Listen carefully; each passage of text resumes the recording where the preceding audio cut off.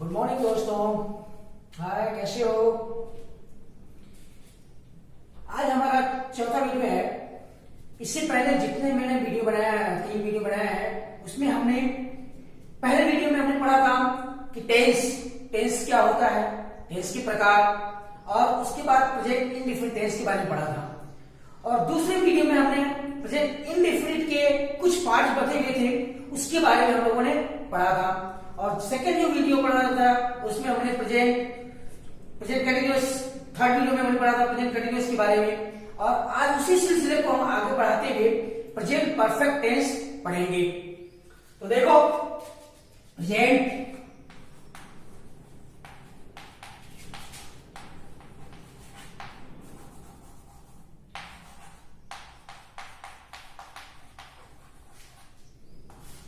Present perfect tense.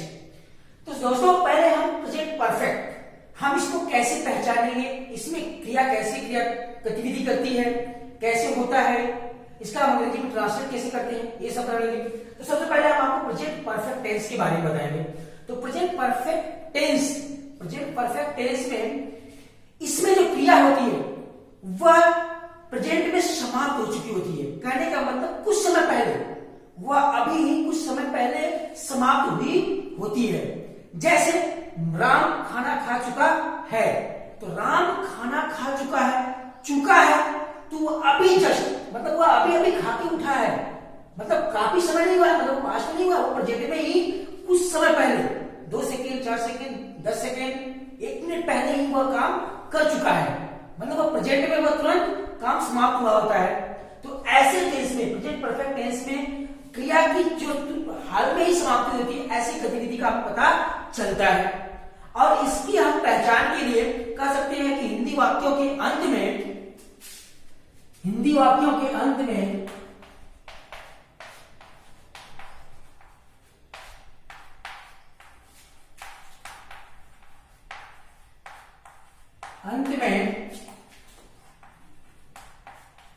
चुका है,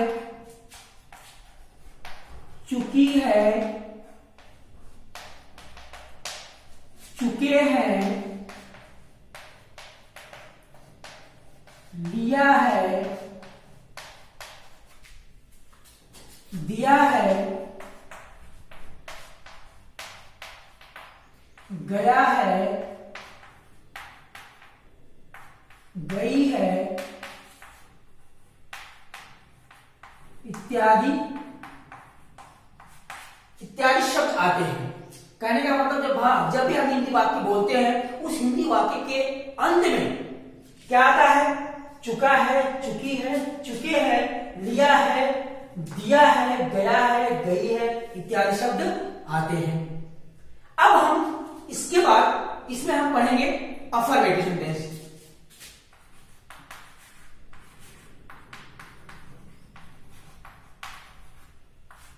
affirmative sentence. अब अफर्मेटिव सेंटेंस का हम इंग्लिश में जब ट्रांसलेट करते हैं हिंदी वाक्यों का, तो उसके लिए हम एक फार्मूला लिखते हैं। तो उसके लिए फार्मूला क्या है? सब्जेक्ट, हेल्पिंग वर्ब, हैज और हैव, प्लस वर्ब की थर्ड फॉर्म, उसके बाद ऑब्जेक्ट, उसके बाद अदर। अब यह दोस्तों फार्मूला है। इसी फार्मूले को हमें हिंदी वाक्य को ट्रांसलेट करना है। अब एग्जाम्पल के लिए मैं हिंदी वाक्य डाल रहा हूं, जैसे राम खाना खा चुका है। अब यहां पे देखो दोस्तों, लास्ट में क्या आया हुआ है? चुका है। तो मैंने अभी बताया कि हिंदी वाक्यों के अंत में क्या रहता है? चुका है, चुकी है, लिया है, दिया है, गया है, गई है, आदि शब्द आते हैं। यहाँ पे क्या आया हुआ है? चुका है। तो इससे पता चल गया कि कौन सा टेंस है? प्रेजेंट परफेक्ट टेंस है। अब इस वाक्य को हमें इस फार्मूले पर रखना है। तो सबसे पहले हमें क्या ढूंढना है? सब्जेक्ट इसमें क्या है? राम लिख दिया। अब इसमें हमें हेल्पिंग वर्ब, ये जो है और है में से कोई एक लिखना है। तो सबसे पहले हमें यह पता होना चाहिए कि हैज किसके साथ लगता है और हैव किसके साथ लगता है। जब तक हमें यह नहीं पता होगा कि हैज और हैव किसके साथ लगता है, तो हम कैसे लगाएंगे? आओ दोस्तों, हम बताते हैं कि हैज जब सब्जेक्ट जब सब्जेक्ट सिंगुलर हो, जब सब्जेक्ट सिंगुलर हो तो क्या लगता है, हैज लगता है। जब सब्जेक्ट प्लूरल हो तो क्या लगता है, हैव लगता है।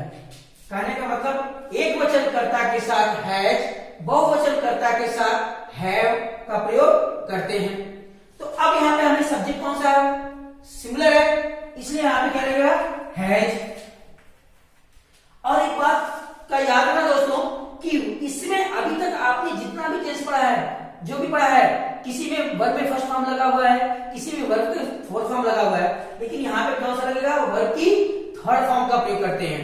तो वर्ब की थर्ड फॉर्म, अब इसमें वर्ब क्या है, खा चुका है, तो खाना खाने को क्या करते हैं, ईट करते हैं। तो अब यहाँ पे क्या हो गया, ईट, ईट का थर्ड फॉर्म क्या है, ईटेन। यहाँ पे क्या हो जाएगा, ईटेन। अब ऑब्जेक्ट क्या है, खाना, ईटेन द फूड। ये दोस्तों आपका ट्रांसलेट हो गया। अब इसी में आपको एक और एग्जांपल दे रहा हूं कि तुम क्रिकेट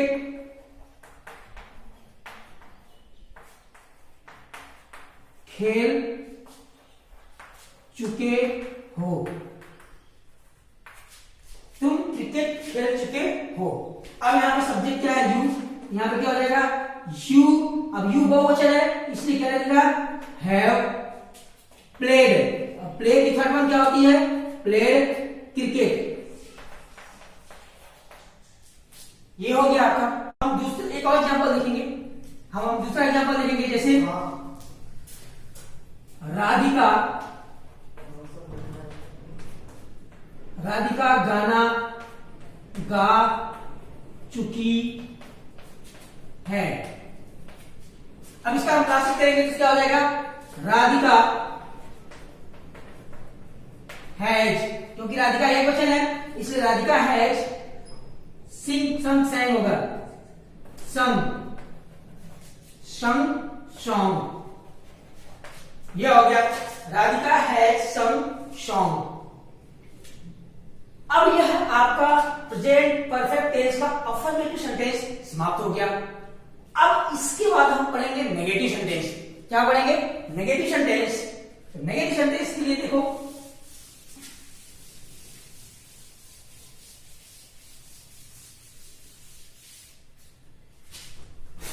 नेगेटिव सेंटेंस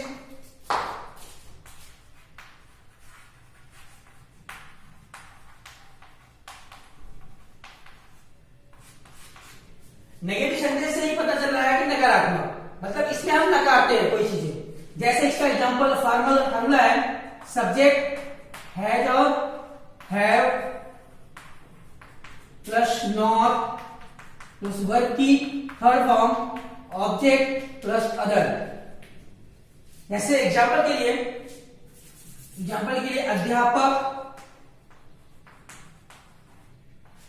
अध्यापक गणित नहीं पढ़ा चुके हैं। अब यहां पर नहीं आ गया, कहने को नकारात्मक, नहीं शब्द आ गया तो क्या हो गया, नकारात्मक। तो ऐसे वाक्य को हम क्लासिफाई करेंगे, सबसे पहले क्या है, सब्जेक्ट। क्या होगा, द टीचर एक अध्यापक होता है, इसलिए क्या लगेगा, has. The teacher has not, पढ़ाना क्या करते हैं, टीच। यहां पे थर्ड फॉर्म क्या हो जाएगा, टॉट।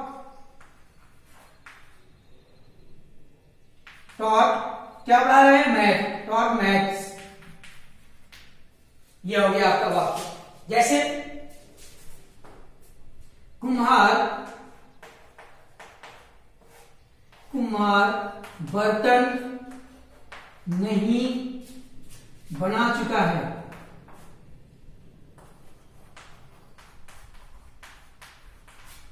जैसे कुम्हार बर्तन नहीं बना चुका है। अब इस वाक्य का ट्रांसलेट करेंगे तो कुम्हार क्या कहते हैं, द पोर्टर हैज नॉट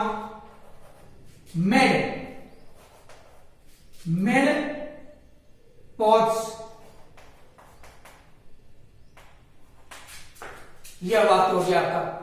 कहने का मतलब हमारा था इसमें केवल तीसरे स्थान पे हम क्या जोड़ देते हैं, नॉट को जोड़ देते हैं। हैज और हैव के बाद क्या लगाते हैं, नॉट। बाकी अफर्मेटिव के साथ के समान ही वाक्य को आप ट्रांसलेट करते हैं। अब यह होगा आपका हो गया नकारात्मक वाक्य, नेगेटिव सेंटेंस। अब इसके बाद हम पढ़ेंगे इंट्रोगेटिव। क्या पढ़ेंगे, इंट्रोगेटिव। इंट्रोगेटिव के लिए हमें सबसे पहले आपको बताया था पिछले वीडियो में कितना करा, इंट्रोगेटिव दो प्रकार के होते हैं। एक तो क्या से शुरू होता है, क्या क्यों कब कहां कैसे बीच में आता है। तो देखो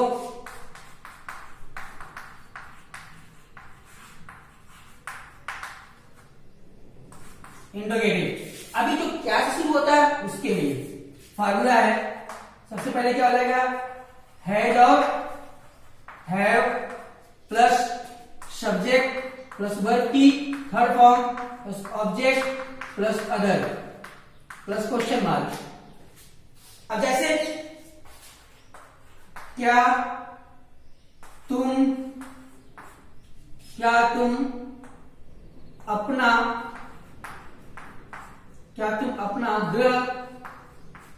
गृह कार्य कर चुके हो, क्या तुम अपना गृह कार्य कर चुके हो। अब यहाँ पे हमें क्या से शुरू है, सबसे पहले हमें क्या लगाना है जो है में से कोई एक लगाना है।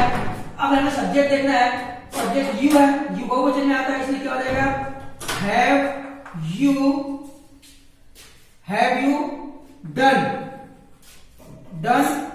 Your homework. यह ट्रांसलेट हो गया इंग्लिश में इसका, have you done your homework. अब दूसरा एग्जांपल देखेंगे, क्या वह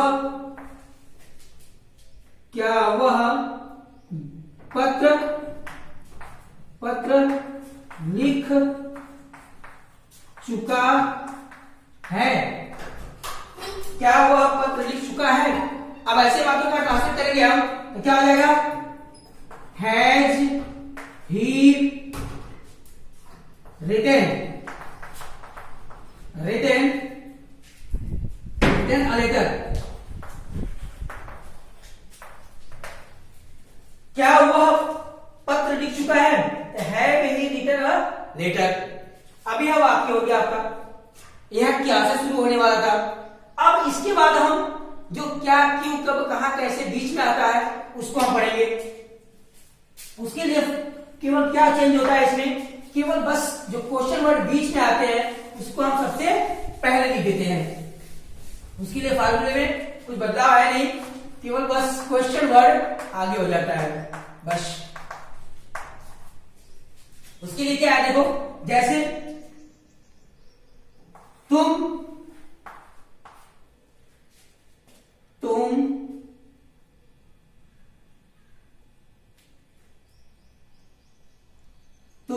मुंबई क्यों गए हो, तुम मुंबई क्यों गए हो। अब यहां पर देखो प्रश्नवाचक बीच में आया हुआ है, इसको हम क्या करेंगे, वाई पहले। अब तुम के अनुसार हमें हेल्पिंग वर्ब लगाना है, क्या हो जाएगा, हैव यू गो क्या हो जाएगा, third form gone to Mumbai.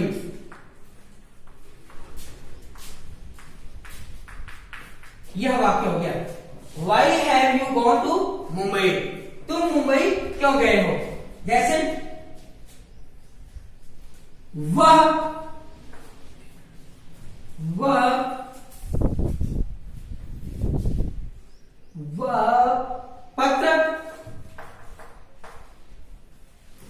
पत्र क्यों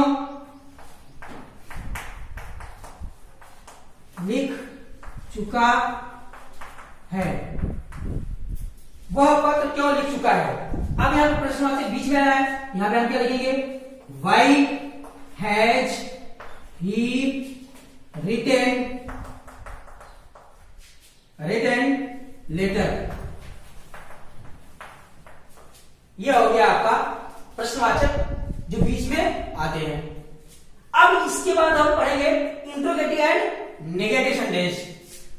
उसका देखो इसमें भी कुछ बदला है नहीं, केवल क्या करेंगे हम सब्जेक्ट की बात क्या करते हैं, नॉट को जोड़ देते हैं। Interrogative negative sentence.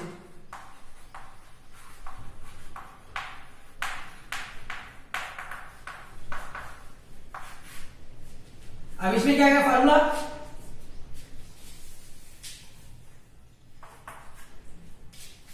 हैव और have plus subject plus nor plus verb की third form plus object plus other plus question mark. जैसे क्या तुम्हारे पिताजी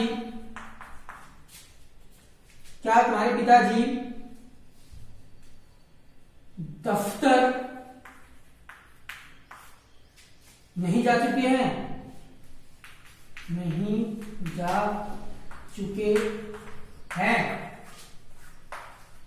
क्या तुम्हारे पिताजी दफ्तर नहीं जा चुके हैं। अब इसका हम ट्रांसलेट करेंगे तो सबसे पहले हमें क्या करना है, हेल्पिंग वर्ब लिखना है। हेल्पिंग वर्ब किसके अनुसार, सब्जेक्ट के अनुसार। तो तुम्हारे पिताजी एक है, इसलिए क्या होगा, has your father not gone to office. यह हो गया इसका ट्रांसलेट। कहने का मतलब हमारा काम कि क्वेश्चन वर्ड से अगर वाक्य शुरू है, क्वेश्चन वर्ड से, प्रश्नवाचक शब्द से और नकारात्मक भी है, तो हमें क्या करना है, सबसे पहले है हेल्पिंग वर्ब, उसके बाद सब्जेक्ट, उसके बाद नॉट को जोड़ देना है। बाकी सेम जैसे पहले होता था वैसे करेंगे हम। एक और एग्जांपल देखते हैं, क्या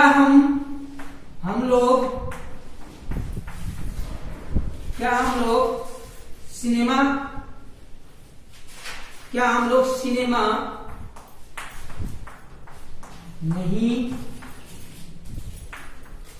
नहीं देख चुके हैं। क्या हम लोग सिनेमा नहीं देख चुके हैं। अब यहां पर क्या हो जाएगा, है, क्योंकि है हम लोग क्या है, बहुवचन है, इसलिए क्या हो जाएगा, have we not watched cinema.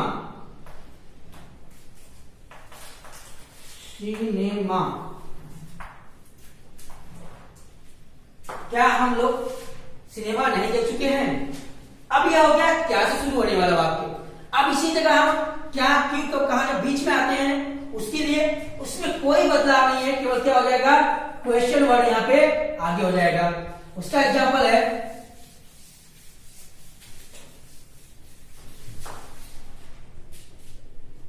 जैसे मोहन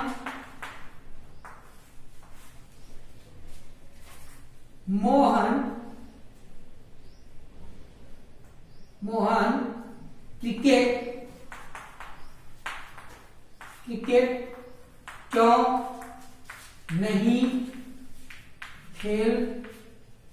नहीं खेल चुका है। क्या हो जाएगा इसका, मोहन क्रिकेट क्यों नहीं खेल चुका है। अब इसका हम ट्रांसलेट करेंगे तो क्यों क्या आ जाएगा, पहले आ जाएगा why has Mohan not played cricket. यह वाक्य हो गया। जैसे एक एग्जाम्पल और है, उसमें लिखो कि तुम बाजार से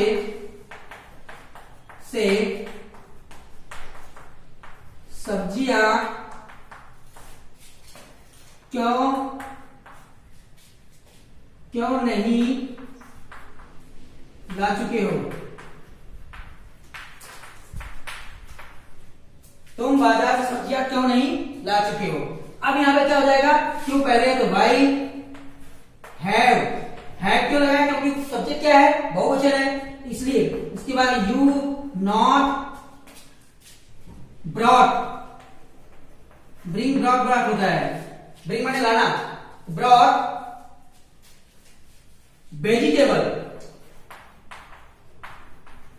वेजिटेबल फ्रॉम मार्केट। यह वाक्य हो गया। Why have you not brought vegetable from market? तुम बाजार से सब्जियां क्यों नहीं ला चुके हो? यह आपका ट्रांसलेट हो गया। अब प्रेजेंट परफेक्ट टेंस समाप्त हो गया आपका। आई होप आप लोगों को समझ में आया होगा। अब इसके बाद प्रेजेंट परफेक्ट कंटिन्यूअस अगले वीडियो में हम पढ़ेंगे। धन्यवाद।